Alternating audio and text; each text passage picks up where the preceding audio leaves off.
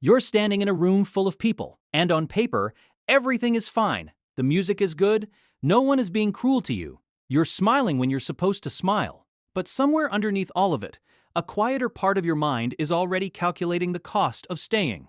Not because you're broken, not because you hate people, but because your brain has been working at full volume since the second you walked in, reading faces, tracking tones, catching the weight of things nobody is saying out loud, and nobody else seems to be paying that same price. That gap between how the room feels to them and how it feels to you is where this whole experience begins.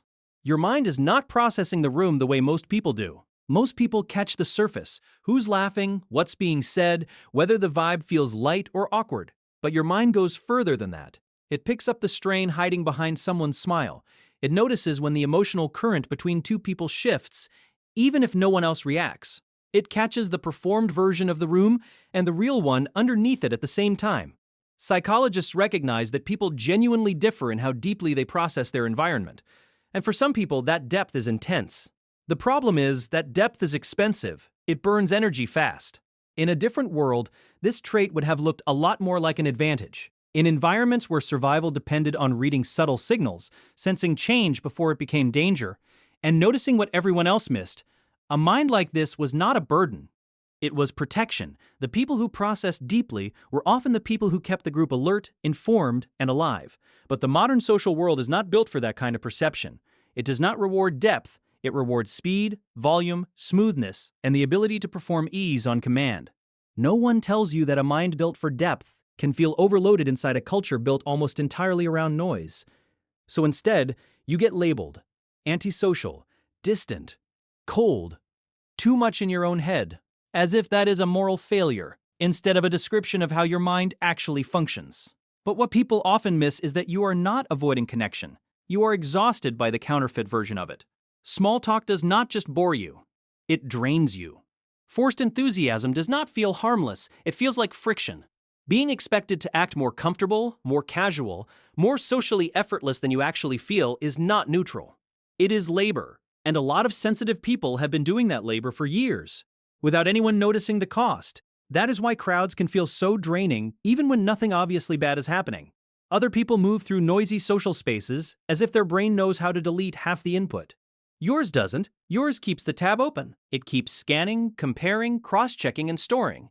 It does not just hear the conversation you're in, it tracks the emotional weather of the whole room. And after a while, that doesn't just feel tiring. It feels like being mentally spent in a place that is supposed to be fun. What your mind is actually drawn to is the opposite of performance. Real words, real pauses, conversations where someone stops acting polished for a minute and says something true. Those moments do not drain you. They restore you. There is a real psychological difference between interaction that depletes you and connection that feeds you. And for deeply sensitive people, that difference is enormous. It is the difference between coming home hollow and coming home more like yourself. The issue is not that you need too much from people. The issue is that most social environments offer too little of what actually nourishes you. There is another part of this that rarely gets named clearly enough.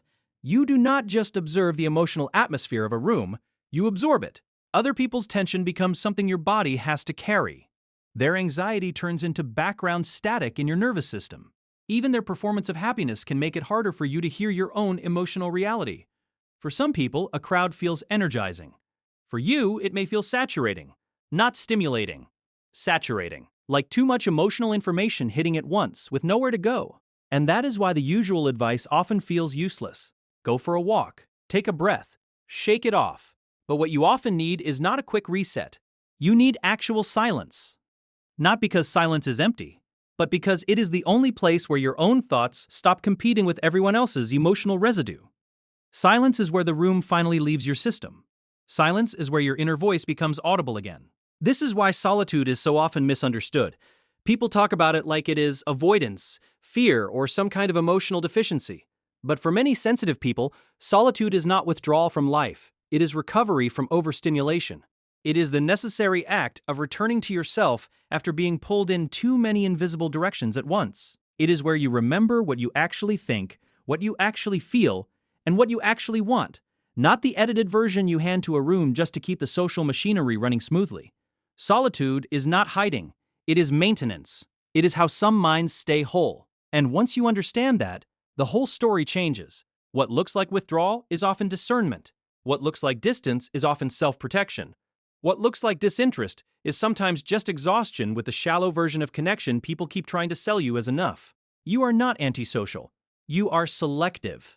You are not cold. You are conserving something real for the people and spaces that can actually hold it. That is not a flaw. That is a standard. And honestly, it is a healthy one. Because the truth is, you are not running away from people. You are moving toward the kinds of connection that do not require you to shrink, perform, or translate yourself into something easier to digest.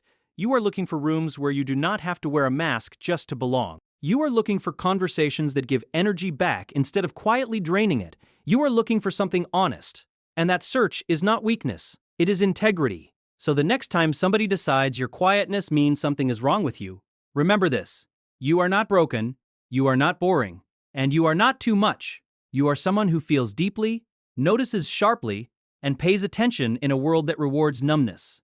Of course, that comes with a cost, but it also comes with depth. And depth has always belonged to a different kind of life than noise does. If this hits something real for you, leave a comment. I mean that. Tell me which part felt the most familiar, or what you've never heard put into words before. And if you're new here, subscribe, because this is exactly the kind of conversation we have on this channel. The next video goes even deeper.